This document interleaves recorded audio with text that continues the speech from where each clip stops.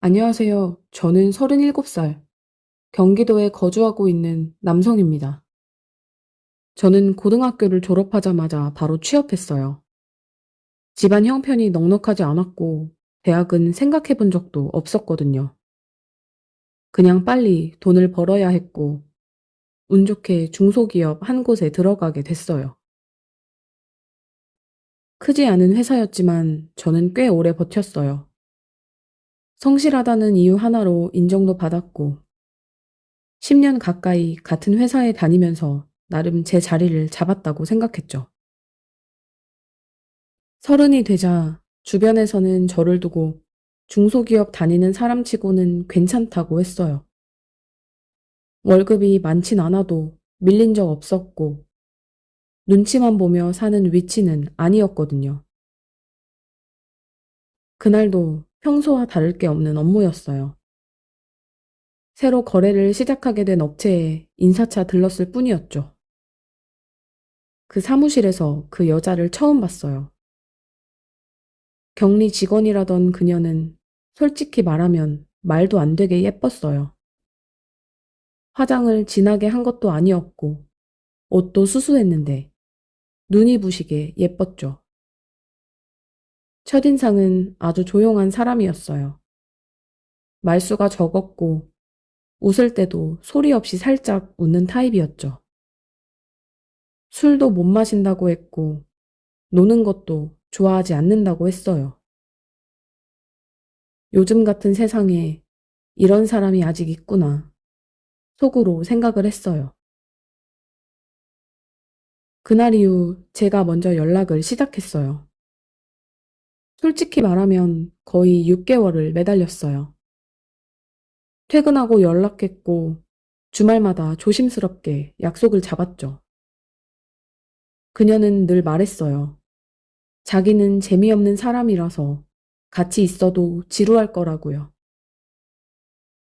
그 말이 오히려 저를 더 확신하게 만들었어요. 요즘 보기 드문 참한 여자라고 생각했거든요. 우리는 연인이 됐어요. 속도가 빠르진 않았어요. 손을 잡는데도 시간이 꽤 걸렸고 조금만 스킨십이 있어도 얼굴이 금방 빨개졌어요. 그래서 더 믿었어요. 이 사람이라면 결혼해도 괜찮겠다 생각했죠. 여자친구 집에 결혼 허락을 받으러 갔을 때는 솔직히 많이 긴장했어요. 그런데 생각보다 환대가 더 컸어요. 부모님은 제 직업도 집안도 깊게 묻지 않으셨어요. 오히려 사위로서 부족할 게 없다고까지 하셨죠. 집으로 돌아오는 길에 저는 마음속으로 다짐했어요. 내가 정말 잘하겠다고요. 그리고 시간이 흘러 결혼식 당일, 조금 이상하다는 느낌이 들긴 했어요. 하객 수가 제 쪽이 훨씬 많았거든요. 아내 쪽에는 친척도 친구도 많지 않았어요. 그래도 저는 그게 당연하다고 생각했어요. 아내는 술도 못 마시고 사람 많은 자리를 싫어했으니까요. 친구가 많을 이유가 없다고 그렇게 생각했죠. 신혼여행도 별 문제 없이 다녀왔어요. 아내는 여전히 수줍었고 저는 여전히 확신에 차 있었어요. 문제는 회사에 복귀하고 나서부터였어요. 제가 없는 자리에서 사람들이 수군거린다는 걸 느끼기 시작했거든요. 눈이 마주치면 대화가 끊겼고 제가 다가가면 갑자기 화제가 바뀌었어요. 처음엔 제가 예민한가 싶었어요. 그런데 계속 그러니까 이상하더라고요. 그래서 가장 친한 후배를 붙잡았어요. 처음엔 끝까지 아니라고 하더니 제가 끈질기게 추궁하니 한참을 망설이다가 어렵게 입을 열었어요. 형, 말도 안 되는 얘긴데요. 그 후배는 고개를 숙인 채 이야기했어요. 우리 회사 직원 중 누가 지방 유흥업소에서 아내를 봤다는 얘기였어요. 그 말을 듣는 순간 저는 불같이 화를 냈어요. 말도 안 된다고. 내 아내는 술도 못 마시는 사람이라고. 그런 데서 일할 사람이 아니라고 소리쳤죠. 그날 이후 회사 사람들과 거의 말을 섞지 않았어요. 이상하게도 그 뒤로는 제가 느낄 만큼의 수근거림은 완전히 사라졌어요.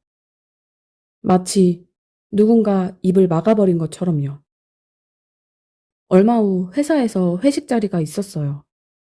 2차, 3차까지 이어졌고 모두가 진탕 취해 있었죠. 그때 상무가 저를 보며 웃었어요. 대단해요. 진짜 남자야. 처음엔 칭찬인 줄 알았어요. 그런데 상무는 잔을 들고 비꼬듯 말했죠. 아내의 과거까지 다 이해해 주는 거 보면 그 말을 듣는 순간 머릿속이 새하얘졌어요. 저는 벌떡 일어났고 상무의 얼굴을 향해 주먹을 휘둘렀어요. 그 다음부터는 기억이 엉망이었어요. 의자가 넘어지는 소리, 누군가 말리는 소리, 그리고 경찰차 사이렌 소리까지요. 경찰서에서 저는 진술서를 쓰고 있었어요. 그때 아내가 들어왔어요. 보호자 신분으로요. 그 순간 상무의 얼굴을 본 아내의 얼굴이 순식간에 창백해졌어요. 그 모습을 본 상무는 확신한 표정으로 저를 봤어요. 저는 그때 말로는 도저히 설명할 수 없는 감정에 휩쓸렸어요. 경찰서를 나서자마자 제가 묻기도 전에 아내는 제 앞에서 무릎을 꿇었어요. 잘못했어. 그 말 한마디에 제 안에서 무언가가 완전히 부서졌어요. 경찰서를 나와서 저는 바로 집으로 가지 않았어요.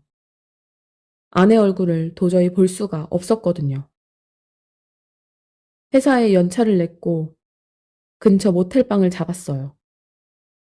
며칠 동안 그 방에서 지냈죠. 낮에도 불은 꺼두고 침대에 누워 있었어요. 눈을 감아도 잠이 오지 않았어요. 경찰서에서 상무를 본 순간 아내 얼굴이 순식간에 굳어지던 장면이 계속 떠올랐거든요. 그 표정은 처음 보는 사람을 본 얼굴이 아니었어요. 놀란 척하려다 실패한 얼굴이었죠. 아내는 계속 연락해 왔어요. 전화가 오고 문자가 오고 음성 메시지가 쌓였어요. 잘못했어. 설명할게. 제발 한 번만 봐줘. 나는 하나도 받지 않았어요. 그렇게 며칠이 지나고 회사에서 연락이 왔어요. 상무와 합의가 됐다는 말이었죠. 회사에서는 개인적인 일로 정리됐고 나는 다시 출근했어요. 출근하고 나서도 분위기는 달라져 있었어요. 사람들은 내 눈을 피했고 말을 걸어도 짧게 대답했어요. 누가 위로하는 건지, 누가 거리를 두는 건지 구분도 안 됐어요. 그러던 어느 날 퇴근 시간에 맞춰 아내가 회사 앞으로 찾아왔어요. 얼굴은 많이 상해 있었고 예전보다 더 말라 보였어요. 아내는 나를 보자마자 말했어요. 임신했어. 그 말을 듣는데 무슨 말인지 바로 이해가 안 됐어요. 아내는 다급하게 말을 이었어요. 당신 아이야. 병원도 다녀왔어. 이제 나 혼자서는 안 돼.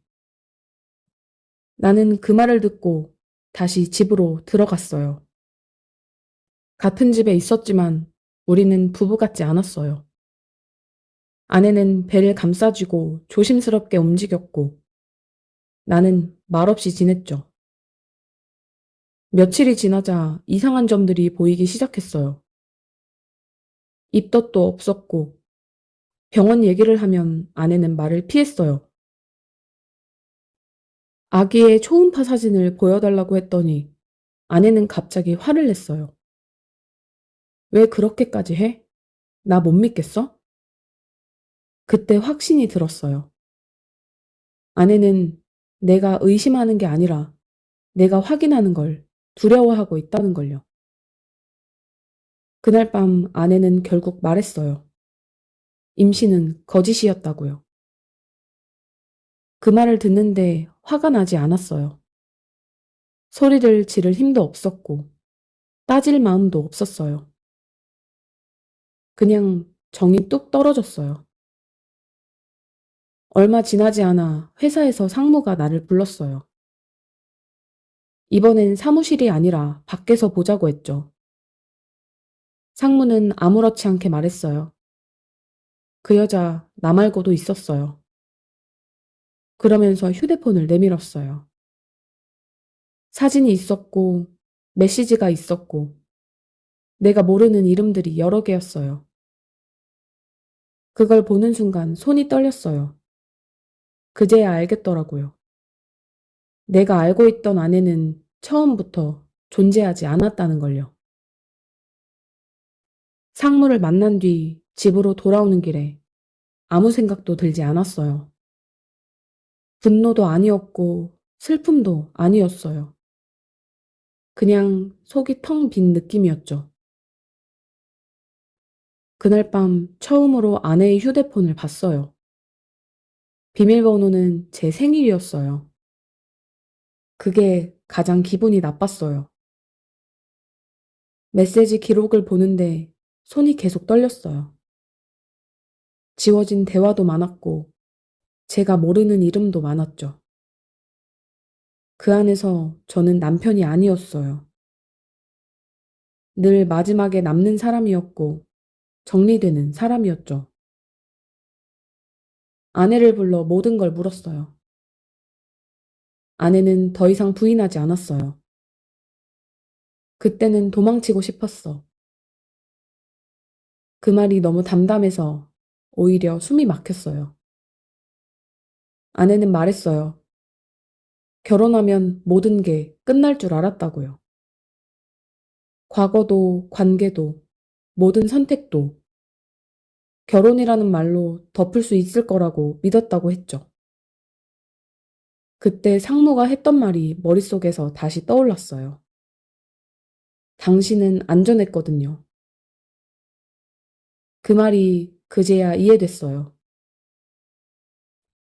저는 의심하지 않을 사람이었고, 끝까지 믿어줄 사람이었고, 문제 삼지 않을 사람으로 보였던 거였죠. 그래서 제가 선택된 거였어요. 그날 이후 아내를 보는 눈이 완전히 달라졌어요. 말수가 적은 게 조심스러운 게 아니라 숨기기 위한 거였다는 걸. 수줍어 보였던 게 순수함이 아니라 선을 긋기 위한 태도였다는 걸 이제야 알겠더라고요. 며칠을 더 고민했어요. 그리고 결정을 내렸죠. 이혼 소송을 준비하기로 했어요. 눈물도 나지 않았어요. 이미 마음은 다 문드러져 있었거든요. 소장을 접수한 날 아내는 처음으로 소리를 질렀어요. 그럼 난 뭐가 돼? 내 인생은? 그 말을 듣는데 처음으로 차분해졌어요. 그래서 말했죠. 그건 당신의 선택이었어. 그 말에 아내는 그 자리에 주저앉았어요. 그날 밤 혼자 앉아 있으면서 이 생각만 했어요. 나는 사랑해서 결혼한 게 아니라 믿기 쉬운 사람이라 결혼했던 건 아닐까? 이혼 소송은 생각보다 빨리 시작됐어요. 그리고 생각보다 훨씬 지저분했죠. 서류를 주고받으면서 처음 든 감정은 분노가 아니라 허탈함이었어요. 아내는 자신을 피해자로 만들고 있었어요. 회식 자리에서의 폭행, 경찰서 기록, 그날의 상황. 앞뒤는 잘려나가 있었고 저는 감정을 조절하지 못하는 남편이 되어 있었죠. 그걸 보는데 이상하게 반박하고 싶은 마음이 먼저 들지 않았어요. 그냥, 아, 끝까지 이렇게 가는구나. 그 생각만 들었어요. 조정 날짜에 아내를 다시 봤어요. 예전처럼 고개를 숙이고 있었어요. 그런데 그때와는 달랐죠. 울지도 않았고 흔들리지도 않았어요. 이미 마음의 결론을 내린 사람처럼 보였어요. 아내는 담담하게 말했어요. 그땐 정신이 없었어. 과거를 숨기고 싶었을 뿐이야. 그 말을 듣고도 저는 아무 말도 하지 않았어요. 판사는 저를 보며 말했어요. 그래도 결혼은 선택이잖아요. 그 말이 이상하게 오래 남았어요. 맞는 말이었죠. 선택은 제가 한 거였으니까. 아내는 끝까지 임신 이야기를 꺼냈어요. 이미 거짓이라는 게 다 드러났는데도요. 그때는 나도 그렇게 믿고 있었어. 믿었다는 말로 모든 거짓을 덮으려는 것 같았어요. 마지막 변론 날, 아내 쪽에서는 상무와의 관계를 강요에 가까웠다고 주장했어요. 그 말을 듣는 순간 웃음이 나올 뻔했죠. 웃으면 안 되는 자리였는데 참기 힘들었어요. 그동안 모아둔 메시지, 통화 기록, 결혼을 서두르게 된 정황. 저는 그날 모든 걸 제출했어요. 그제야 아내는 아무 말도 하지 않았죠. 판결은 예상과 다르지 않았어요. 혼인 파탄의 책임은 아내의 잘못이 크다고. 그러나 누구도 완전히 잘못하지 않았고 누구도 완전히 피해자는 아니라고. 그 말이 가장 잔인했어요. 짐을 정리했어요. 함께 찍은 사진, 신혼여행 기념품, 결혼식 앨범. 앨범 맨 뒤에서 아내가 남긴 짧은 메모를 봤어요. 당신은 좋은 사람이에요. 그 문장을 보고 한참을 움직이지 못했어요. 좋은 사람이라는 말이 이렇게 공허할 수 있다는 걸 그때 처음 알았어요. 지금은 혼자 살고 있어요. 회사도 옮겼고 연락하는 사람도 많이 줄었죠. 사람들은 시간이 해결해 준다고 말해요. 하지만 시간은 해결하지 않았어요. 그저 익숙하게 만들었을 뿐. 저는 이제 사람을 볼 때 한 번 더 생각해요. 조용함이 순수인지 가면인지, 친절이 호의인지 계산인지. 이 이야기를 사연으로 남기는 이유는 복수도 동정도 아니에요. 그저 누군가는 저처럼 의심하지 않을 사람으로 선택되지 않았으면 해서요. 사랑이라는 말로 모든 과거가 지워진다고 믿지 않았으면 해서요. 그때 저는 운이 좋다고 생각했어요. 하지만 지금은 알아요. 그게 아니었다는 걸요. 저는 믿기 쉬운 사람이었고, 그래서 선택됐던 것 뿐이라는 걸요. 그리고 그 대가는 이혼이라는 이름으로 치러졌어요.